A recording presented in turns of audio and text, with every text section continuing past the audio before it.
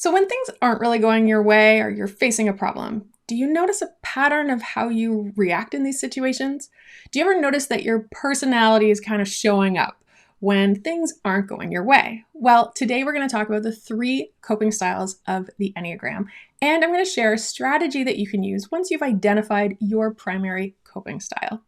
Now, if we have not met, my name is Kat, and I help people to uncover the hidden reasons they feel stuck so they can break free and start thriving. So let's jump into this. What are the 3 coping styles of the Enneagram? Well, we know that there are 9 types of the Enneagram, and there are a few different triads. And today, this is one of the triads we're going to talk about. So it's also referred to as the harmonic groups. And as you can see on this diagram, there are 3 different clusters of these coping styles. So what are they? Well, the first one is what we call the competency group. So this is types 1, 3, and 5. And when they're confronted with a problem, they often just want to focus on solutions and action. How can I get from here to there? And they often want to set aside feelings because that can just get messy. Let's just focus on action. They just want to be competent and make these decisions. Now, the next group that we see is what we call the emotional realness group. So these types, 4, 6, and 8, they're having a reaction to what is going on. Let's just say that if you are around a 4, a 6, and an 8, and there's something that's not going well, you usually know about it. Now, all of these types may show it very differently, but you know that there's an emotional reaction happening, and they want that to be acknowledged and not dismissed. And our third group is what we call the positive outlook group. So this is types 2, 7, and 9. They tend to be our morale boosters. They tend to look on the bright side or find the silver lining or kind of look at what good could come from this conflict. And so that tends to be a disposition that they adopt pretty early on when something is not going their way. Now, when we have these 3 different types, what does this actually mean? So first of all, it's about paying attention to our bias, where we tend to go first. Because you might have seen this list and thought to yourself, yeah, I'm this type, but that doesn't sound like my coping style. And I get that.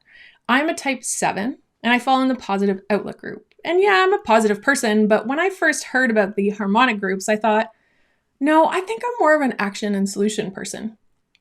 And I can be, absolutely. However, once I learned about these coping styles and I started to pay attention, I noticed some trends. For example, whenever something bad would happen, I would find myself saying the words or maybe typing the words, well, the good news is, and I would try to find some sort of positive that could come from this conflict. And it was only after learning about this style that I really started to see it through and through and through. Now, it does not mean that I'm not having an emotional reaction and want that acknowledged, or that I don't take action or just focus on solutions, because I also do those. But once we learn about our coping style, we can kind of see how our personality plays a role in how we react in times of conflict or when we're facing a problem.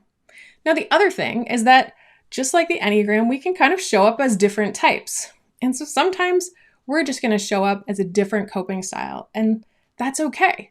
Really, this is about awareness and self-understanding. How do we get to know ourselves better?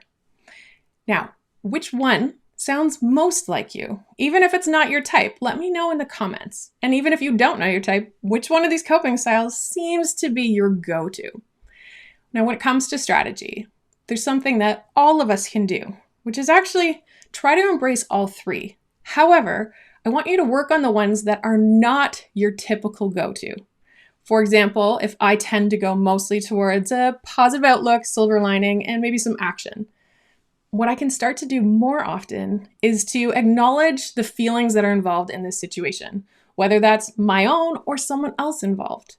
Because as a positive outlook person, I kind of like to shy away from the ugly emotions. That's just who I am. That's my personality. So I have to work on having these authentic adult conversations and not tiptoeing around the uncomfortable stuff. That's something I need to work on. So when you look at these 3 things, whether that's having realistic appreciation of what can come from this, whether that's focusing on solutions and taking action, or whether that's focusing on having these real conversations and acknowledging the emotions, there's probably one that seems to be your weak spot. So work on that so that when you are faced with a problem, you can show up with all three approaches. And you can also better identify in a situation involving someone else what they need. So when you assess a situation and another person maybe needs your help, should you show up with action and solutions, realistic appreciation, or do you need to acknowledge how this has affected them and just talk about that honestly? These are some things that you can start doing, and you can pay attention more so when you're going forward. Now, if you're watching this and thinking, I thought I knew my type, but this really doesn't seem to fit. These coping styles or harmonic groups are one of the ways we can start to narrow down our types, because sometimes we misidentify. And this can be one of the ways that we can learn which type we are.